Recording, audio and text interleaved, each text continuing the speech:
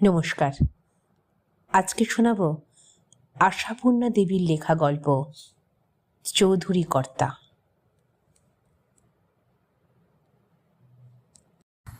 কি কি বললি ঠাকুরজি? এই কথা মুখ দিয়ে বার করেছে খোকার বউ? গুরুমন্তর নেবে না?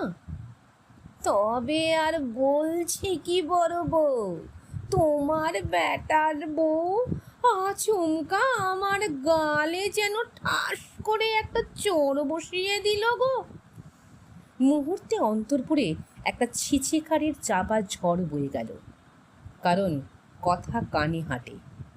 বয়স্কাদি মহিলার এই উত্তেজিত বিষয়োক্তি বাতাসে ছড়িয়ে পড়ে বাড়ির সব মহিলাকে এই দালানের ধারে এনে হাজির করল।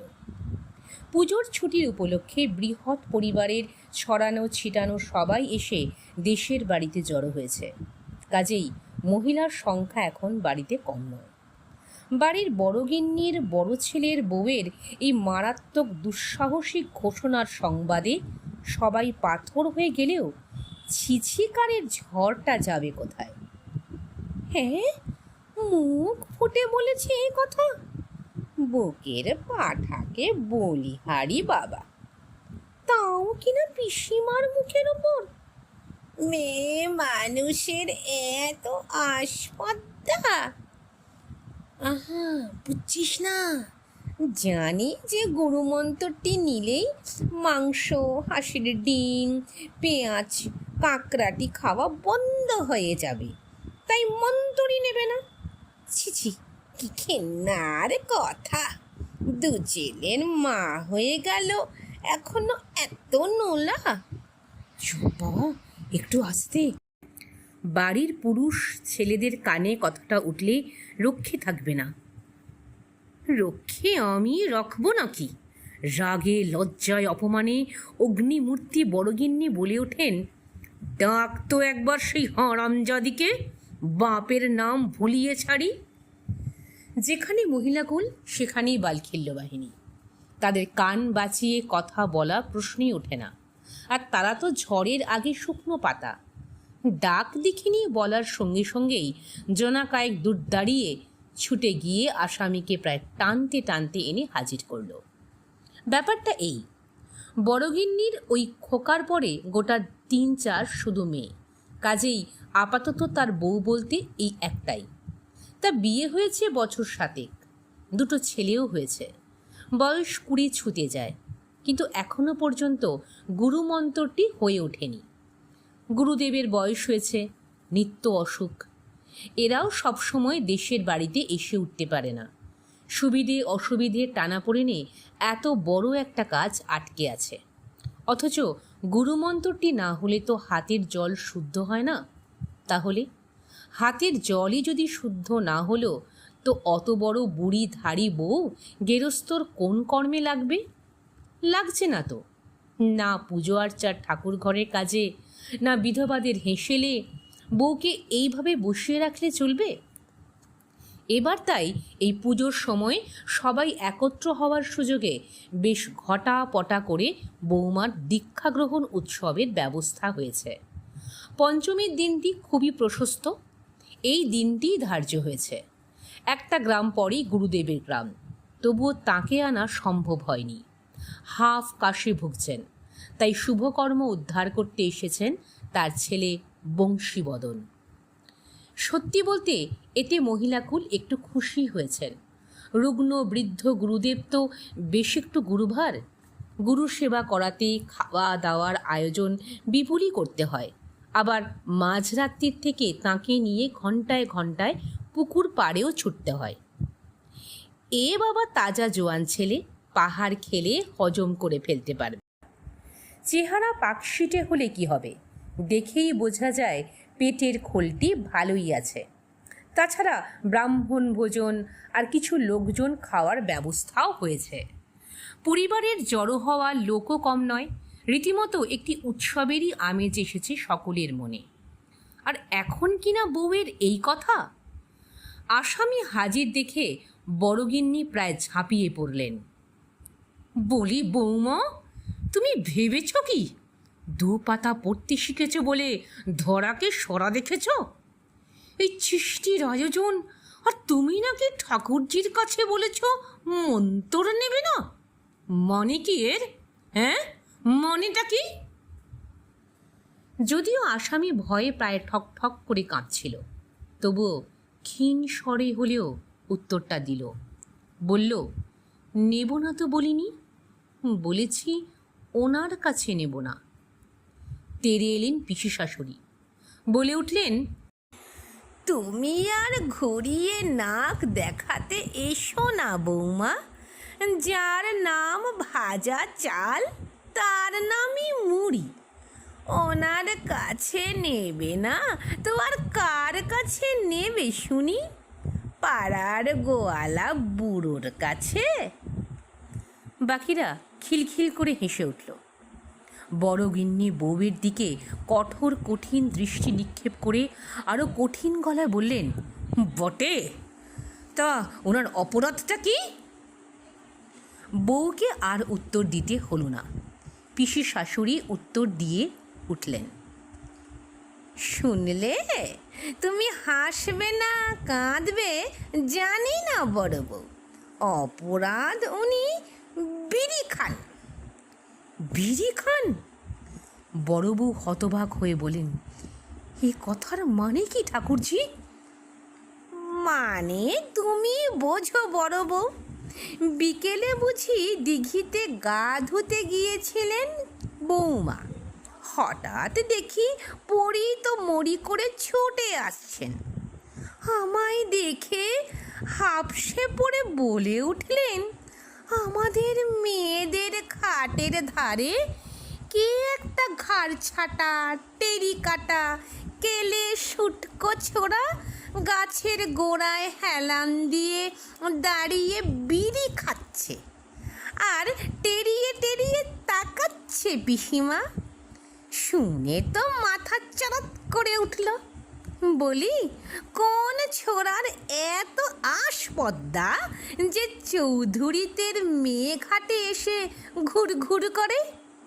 কোমর বেঁধে ছুটে গিয়ে, বড় বউ আমি তো গাছের গোড়ায় দাঁড়িয়ে আমাদের বংশীবদন গরম লাগছিল তাই। হ্যাঁ, আমাদের বংশীবদন?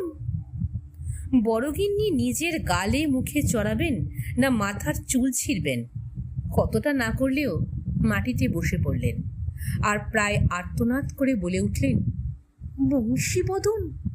তাকে নিয়ে এই কদর্য করে বর্ণনা করছে বৌমা আমাদের বংশীবদনকে? জিভ যে খসে পড়বে।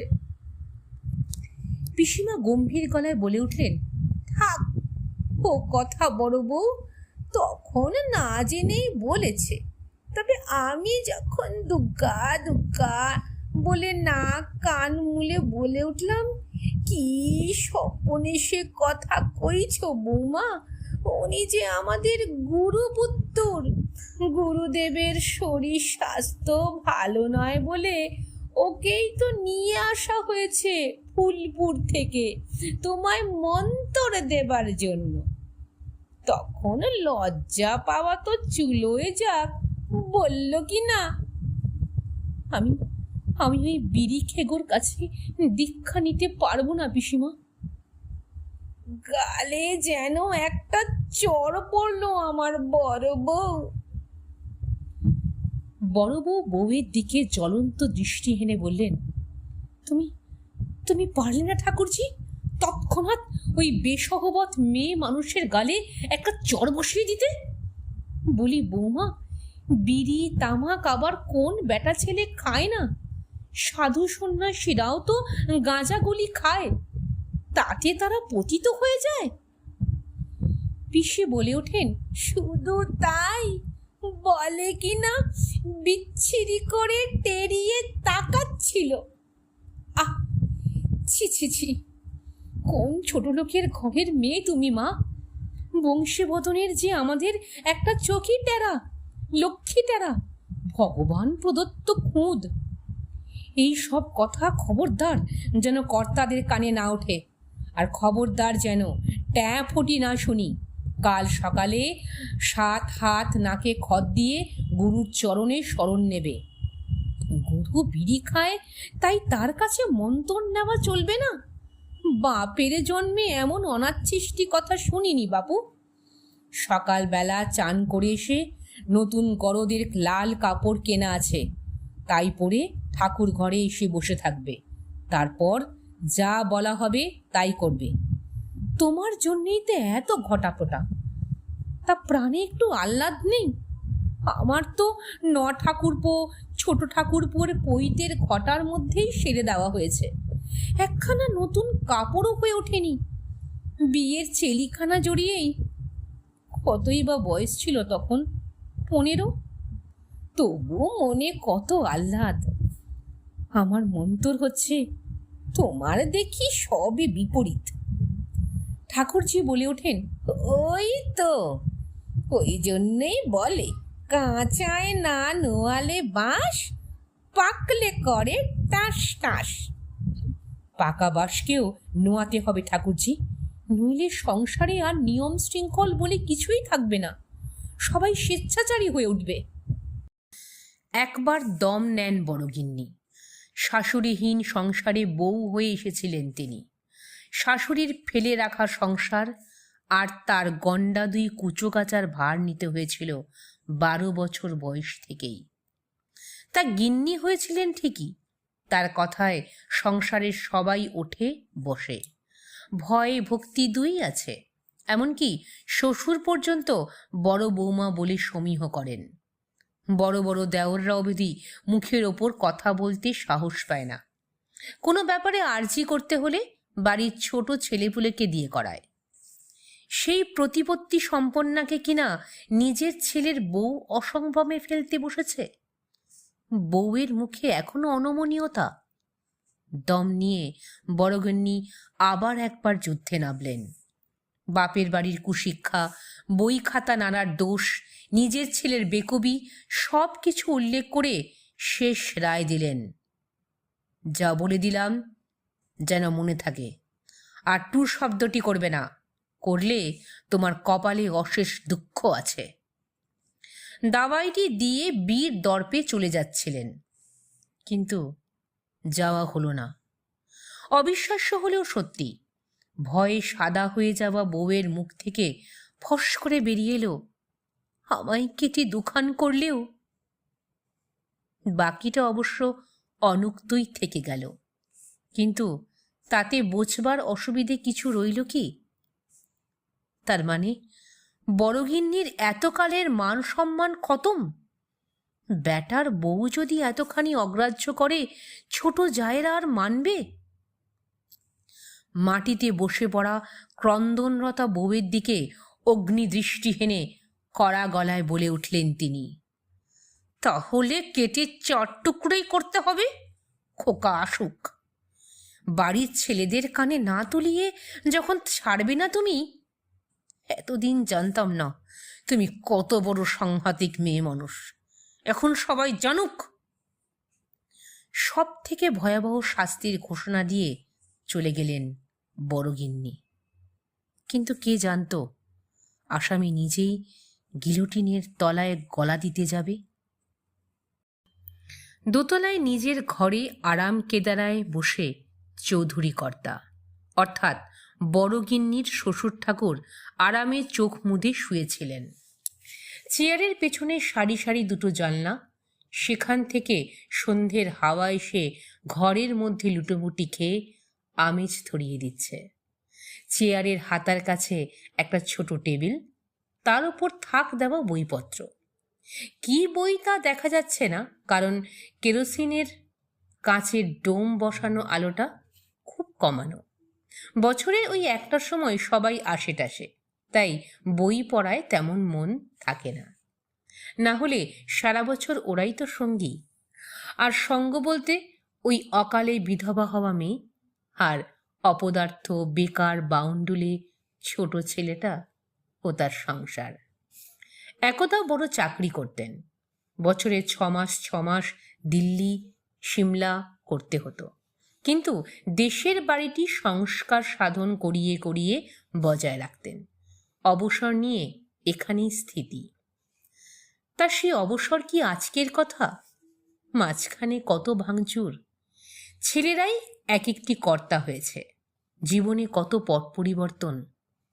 হয়তো এই সবই ভাবছিলেন চোখ বুজে। হঠাৎ পায়ের কাছে একটা প্রাণীর উপস্থিতি অনুভব করলেন, আর একটু যেন অস্ফুট কান্নার শব্দ। তাড়াতাড়ি হাত বাড়িয়ে আলোটা বাড়িয়ে দিয়েই অবাক হয়ে উঠে বললেন, এ কি নাদ বৌমা, তুমি? কি হয়েছে? নাত বৌমা নিথর, কান্নাটা যেন গিলে ফেলতে চেষ্টা করছে। আরে কি হলো দিদি, বলবে তো? ঠাকুরদা, আপনি আমায় দীক্ষা দিয়ে দেবেন। চাপা কান্না আবার উথলে ওঠে। আমি আমি তোমায় দীক্ষা দেব? ব্যাপারটা কি বলো তো ভাই? দীক্ষার ব্যবস্থা তো হয়ে গেছে, গুরুদেবের ছেলে এসে গেছেন। ওর কাছে দীক্ষা নিতে আমার ভক্তি আসছে না ঠাকুরদা। ঠাকুরদা সোজা হয়ে বসে তীক্ষ্ণ গলায় বললেন, কেন বলো তো? তারপর রাত্রে খাবার আসরে এই ভয়ঙ্কর কথাটি উঠল। ওঠালেন কর্তা নিজেই। 12 মাস কর্তার রাত্রের খাবারটা দোতলাতেই তুলিয়ে রাখা হয়। পড়ার পর্ব সেরে যখন ইচ্ছে তিনি খান।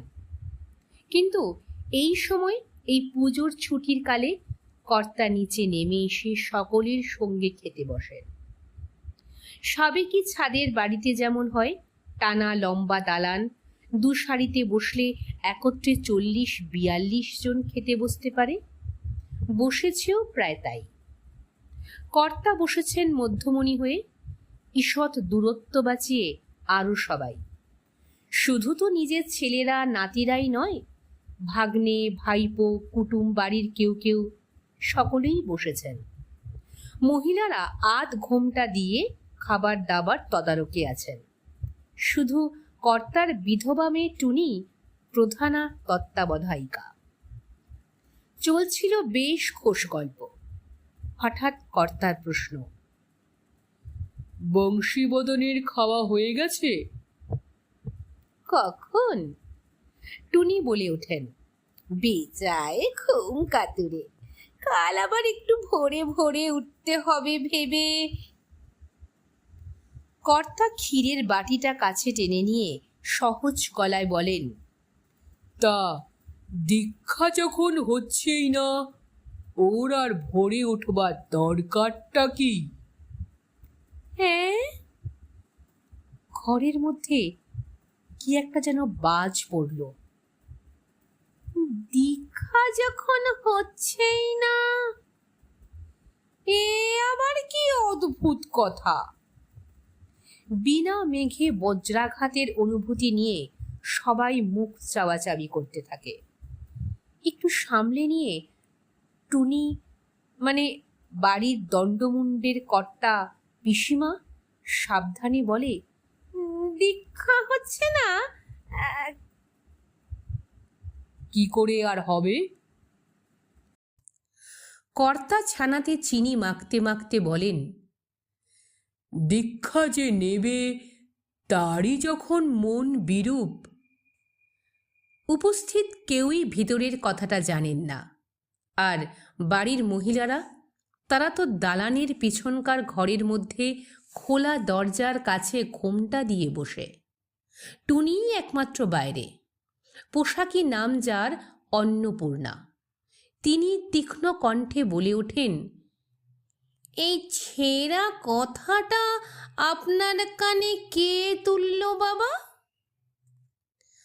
বাবা ছানার বাটিটি সাপটে নিয়ে বলেন, কে তুলল সেটা কোনো দরকারি কথা নয় টুনি। তবে তা বলে সেটা উড়িয়ে দেওয়া তো যায় না। উড়িয়ে দেওয়া যায় না? বাহ, তা কি করে হবে? বাবা ছানা সেরে ক্ষীরের বাটিটি ফের কাছে নিয়ে এসে বলেন, শ্রদ্ধাহীন মন নিয়ে গুরু দীক্ষা কি হয়? বড়গিন্নি অবশ্য শ্বশুরের সঙ্গে কথা বলেন, কিন্তু স্বামীর উপস্থিতিতে কথা বলেন না। এখন তো সেই অবস্থা, কিন্তু এদিকে যে আবার মরণবাচন অবস্থা। রাগে রিরি করছে শরীর। কাজেই ঘোমটাটা একটু টেনে নিয়ে গলা নামিয়ে বলেন, ঠাকুরজি, বলো যে কে কানে তুলেছে তা তো বোঝাই গেছে, তা সেই আহ্লাদি নাত বউয়ের কথা শুনেই কি বাবা?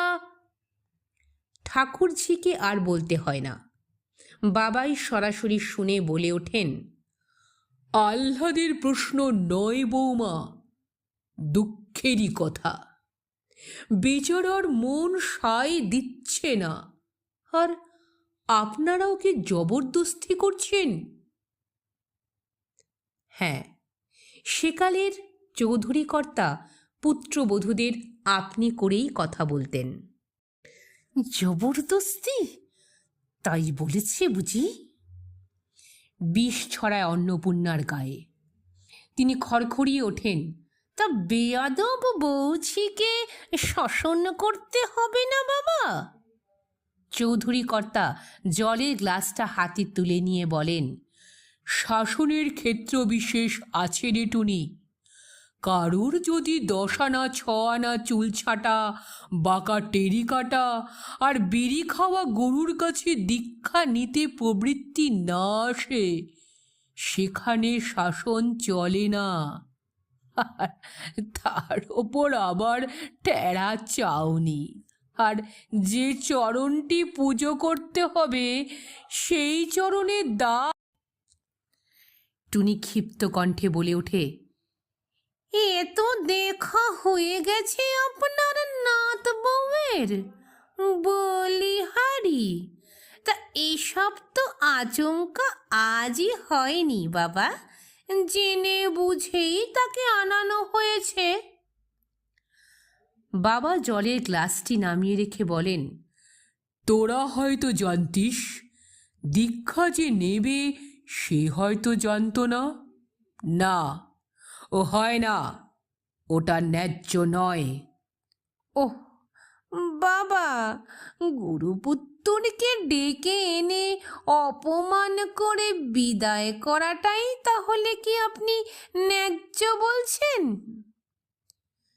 টুনির সাহস দেখে টুনির দাদাদের হাত পা ঠান্ডা হয়ে যায়, তবে বাঘ গর্জে ওঠে না, এমনকি একটু মেঘেও গর্জায় না।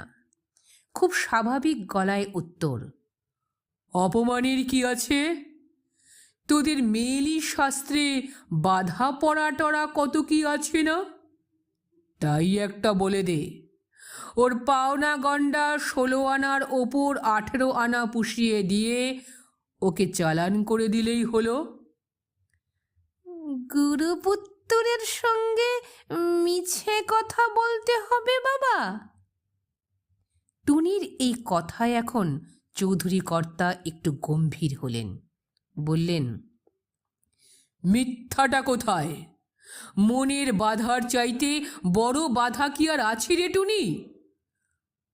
বড়ঘন্নি এখন রাগে দুঃখে ক্ষোভে অপমানে প্রায় কেঁদে ফেলে বলে ওঠেন, জিজ্ঞেস করো ঠাকুরজি, অস্পর্ধা দেখিয়ে ওই বউই তাহলে জিতে যাবে? হার জেতা কি এত সহজে বোঝা যায় বড় বৌমা? এটা জিজ্ঞেস করো তো ঠাকুরজি, গুরুদেবের এই তো শরীর, বংশীবদন ছাড়া গতিটা কি? গতি না থাকলে অগতি। আর এ তো কোনো দৈনিক পেটের ভাত নয় গো বড় বৌমা, যে আজ পান্তা ছাড়া গতি নেই তো পান্তাই সই। দীক্ষা আত্মার অন্ন, জীবনে একবার, যে নির্বিচারে নিতে পারে নিক, কিন্তু যার মধ্যে বিচার জেগেছে তার ওপর জোর খাটানো কি উচিত? এখন কে বলতে পারে ওর জন্যে ওর যথার্থ গুরু অপেক্ষায় আছেন কিনা? যাই হোক, মেয়েটাকে তোমরা আর বেশি বকাঝকা করো না বাপু, ঘরের দরজাতেই দিঘি আছে। বলে সবাইকে আরও একবার বজ্রাহত করে দিয়ে উঠে পড়েন চৌধুরী কর্তা। শোনালাম আশাপূর্ণা দেবীর লেখা গল্প চৌধুরী কর্তা। তবে এই গল্পটি নিছক কাল্পনিক নয়। ৫৫-৫৬ বছর পূর্বের এই পারিবারিক ঘটনাটি সত্যি ঘটনা এবং কর্তার এই ভবিষ্যৎবাণীটিও ব্যর্থ হয়নি। পরিবারের বংশীবদন ব্যতীত গতি ছিল না বলে বাড়ির সেই বউয়ের হাতের জল আর শুদ্ধ হয়ে উঠবার সুযোগ আসেনি। কালক্রমে নিয়ম কানুনও শিথিল হয়ে গিয়েছিল। এই ঘটনার দীর্ঘ ২০ বছর পর দেশ বিখ্যাত এক পরম সাধক অপ্রত্যাশিতভাবে সম্পূর্ণ অপরিচিতা চৌধুরী বাড়ির এই বউটিকে নিজে ডেকে নিয়ে সযত্নে সস্নেহে দীক্ষা প্রদান করেছিলেন।